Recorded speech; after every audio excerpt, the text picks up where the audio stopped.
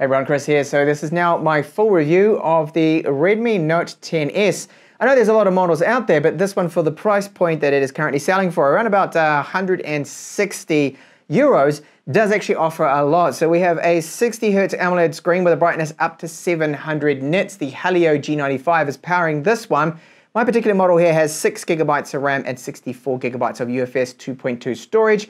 5,000 milliamp hour battery, 64 megapixel main camera. It has an ultra wide and a front 13 megapixel camera. For the price, it's actually got a lot on offer here. So in this in-depth review, I'll go over what I missed out from the unboxing video, as well as some camera samples. Battery life, charge time will also be covered in this video. The build quality for the price, it is all plastic, Gorilla Glass 3 on the front of it, and it is plastic frame all around the sides. We have a SIM tray, which will take 2 nano SIMs and a micro SD card. You don't have to give up on one of the nano SIMs, which is great for that micro SD card. Down the bottom here, we do have a Type-C port, loudspeaker, microphone, 3.5mm with very good audio quality. Up the top, they've given us, again, another IR transmitter and this more budget-orientated phone, secondary mic, and the second speaker there too. So dual speakers, which is really quite good to see. On a phone at this price point, I'll take that, certainly. And here we have our main 64 megapixel camera, two megapixels, which I really wish they'd stop this trend of adding these basically sticker cameras, because that's really what they are. They don't really add too much. So one for depth, one for macro, 8 megapixel ultra wide, and the aperture on this one, the main camera, is f1.8. It does say here ultra premium. I don't know why they need to put that on there. They could have just put 64 megapixel f1.8, I think would have been a little bit better. Redmi marking there, and then the CE that they need to put on there for the global version by law. Of course, the Chinese models will not have this text in that part there about the non-recyclable battery. So, fingerprint reader, it does work quite good on the side, so it's capacitive always on. You simply just tap it and it unlocks. And the speed is not the fastest out there, but the accuracy does tend to be quite good. Now, I have noticed that now we're running here with MIUI 12.5, that the gestures, triggering them, has been very, very good. Everything has been very fast and fluid. And apparently they have one thread dedicated to the gestures now with MIUI 12.5, and this is why it has improved things. And I've noticed this compared to, say, MIUI 12, that it does actually seem to be a little bit better. Now, the general UI performance, 60 Hz, of course, with this phone. If you want the 90 Hz but an IPS screen, then you get the Note 10 5G. That's covered in that first video that I posted. And with our notifications, everything's showing up there. And all up, the ROM performance, I think, is average. Occasionally, I do see a few little frame dips with this one here. Now, the haptics does feel reasonably good on this model. It is actually better than the Note 10 5G, I've noticed. More of a strong vibration. That one is very, very weak here. So different haptics motor in the 10S model. Now, this ROM does have a bit of a bug. Even though it's MIUI 12.5, it's the latest now global version here. What happens is the phone doesn't want to wake from a deep sleep. I have to press the power button various times to get it to wake up. We'll see if it happens now, because I've intentionally left the phone for 1 hour. So I press the power and the fingerprint unlocking button. See how nothing happened? I am pressing that right in. There we go. It has finally woken up now. So it does take a while there, and hopefully Xiaomi can address this bug, which is probably the only bug so far that I have encountered. So when you get the phone, you will find there are quite a few bloatware applications on here. So just go into settings and apps and uninstall, and I removed some 22 different applications, about 2.2 gigabytes worth of what I consider to be junk that they have pre-installed into this model here. So with the 64 gigabyte version here, occupied when you first boot it up is 18.4 gigabytes. So you don't have a lot of free space to play with, but it does, of course, have the micro SD card support. So the security patch level is from March, and I am on the latest version here at the time of making this video.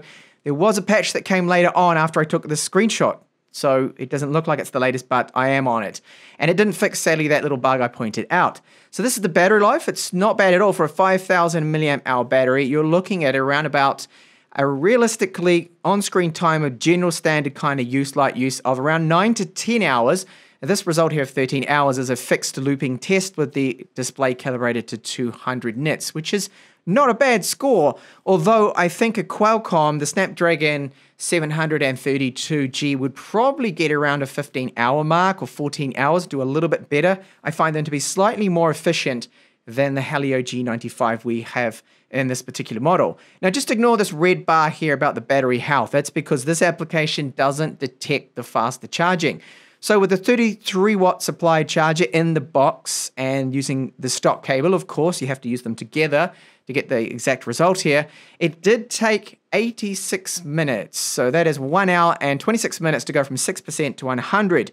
Now it's sat at 99% for about 9 minutes. And I don't know why that was, but hey, I'll just give you the final result. So it could actually be a little bit faster than this. I don't know why it was stuck at 99%, just had a little bit of trouble there detecting things. So Widevine security level 1, that is present, so that's great to see. And camera 2 API support is level 3, so look later on for Gcam ports if you wanted to improve on the camera quality with this one right here.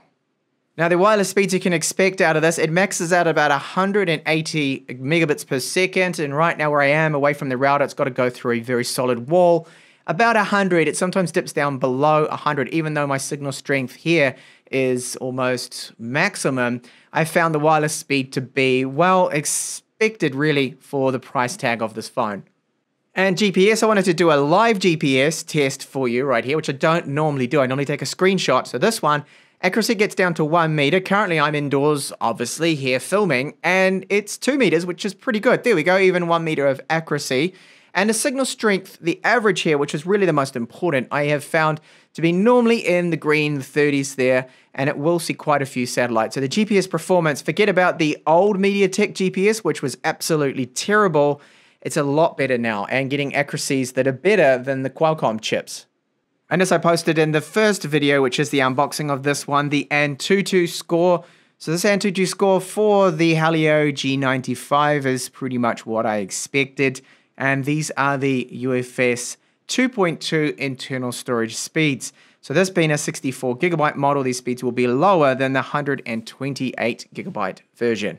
So with this 6.4 inch AMOLED screen, we do have a very good peak brightness. This one peaks at, for me with my measurements, at 700 nits. So it is very bright. You can make it out in daylight, and the touch response is excellent. Now this panel also does have DC dimming. Now having DC dimming in a phone at this price is very, very good, considering that even some of the Samsung flagships do not have DC dimming, and they're costing 3, 4, 5 even times more than this phone here. Without DC dimming seems crazy.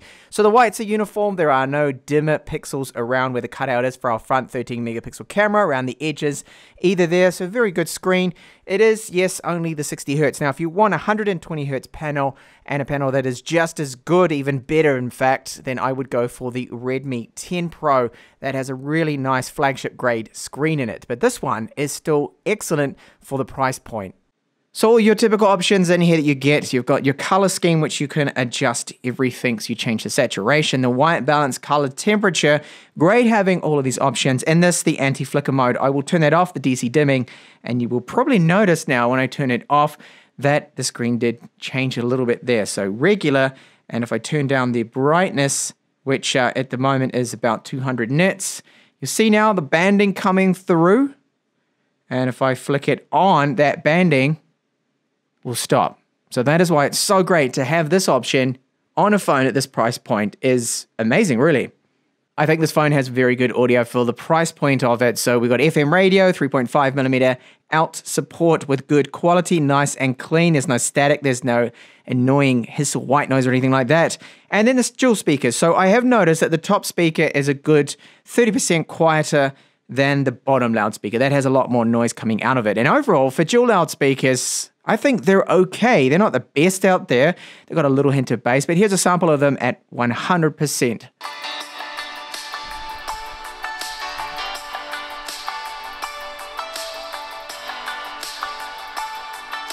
Onto our gaming performance now to test out how does that Helio G95 handle popular titles here like PUBG. So this PUBG is loading up right now, and it does let me set this smooth and extreme frame rate option. So check on the performance. Frame rate is looking very good. It's nice and smooth, and you can swipe here from the left to bring up the game turbo, and you can see the frame rate is a constant 60 frames per second, which is what we want here. So that means it's supporting the maximum refresh rate, and it does feel very, very smooth. Whoa. Someone's shooting at me already. That is clearly a bot because they're just doing burst shots. And I should be dead by now anyway. Okay. So really good performance. Looking down the scope here, that is still a very, very smooth 60 frames per second continuously with PUBG here. And a demanding title, which is Genshin Impact, is playable. Now, I have it set to the lowest possible settings and 60 frames per second, but as I swipe here, you'll see that really it only does about 34 is the maximum I've really seen. So it's a little choppy and laggy at times. Casting spells, you will see a few frame dips, additional frame dips there with that. So at least the game is playable.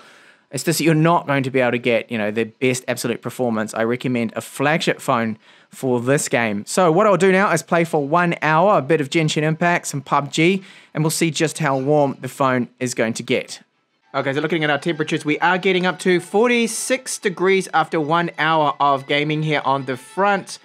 And on the rear, there is a hot patch just around where the camera module is, which is near the chipset, and that is 43 degrees. So 46 max after 1 hour of gaming isn't too bad. Moving over to our cameras now. So this is the front-facing camera here, which you can shoot at 1080p maximum. 30 frames per second. It has electronic image stabilization, which is good to see. Now the crop is quite close, so this is my hand now fully extended out, so it is pretty close here. And as I walk ahead, you can see the stabilization is doing a good job. And overall, I do like this quality. I don't think it's bad at all considering the price of the phone. And I wouldn't expect to have 4K that we should have with the flagships, which we don't actually have with the flagships with Xiaomi. So overall, good front-facing camera quality. I'll swap over to the rear cameras now. This is a video sample here now of 4K, 30 frames per second, and you see as I walk ahead that yes, it does shake around, and that is because it doesn't look to have any electronic image stabilization with 4K, only 1080p, only 1080p 30 as well that supports it. Now the focus has been good. I haven't really noticed too much of a problem at all with the 64 megapixel sensor, and I do hope they can add the electronic image stabilization with this.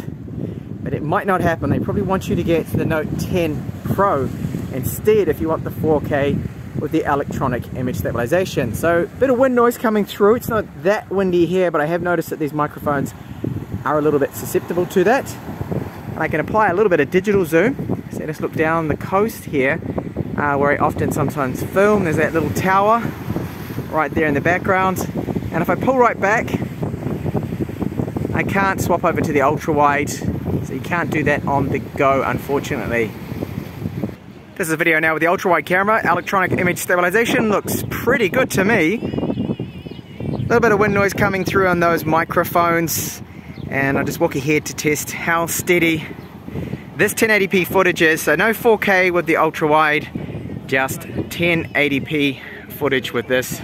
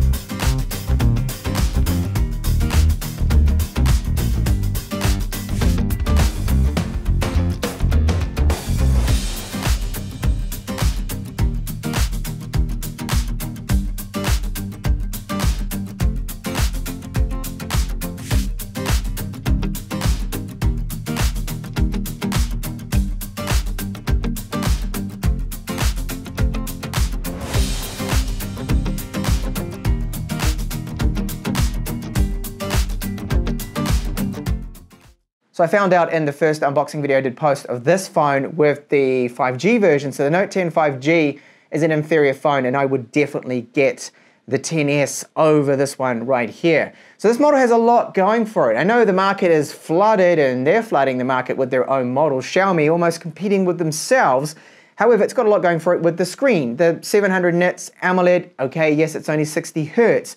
We have the Helio G95, which can play PUBG at 60 frames per second, a solid 60 frames per second. So if you game a lot and you game a lot of PUBG, this phone, the performance is quite good. Now, we'll get up to the 46 degrees that I showed you. That was after 1 hour, which probably some of you are thinking that how can 46 be good? Well, considering I'm seeing a lot of phones getting up to 50 degrees Celsius, 46 after 1 hour wasn't too bad. Yes, it has a complete plastic hull build. We've got the Gorilla Glass 3 on the front. We have FM radio, dual nano SIM, micro SD card support, 64 megapixel main camera. Does take an okay photo. I mean, the portraits were fine there. And if you want to see a little bit more on the photos, I did a comparison with this one here to the Note 10 5G.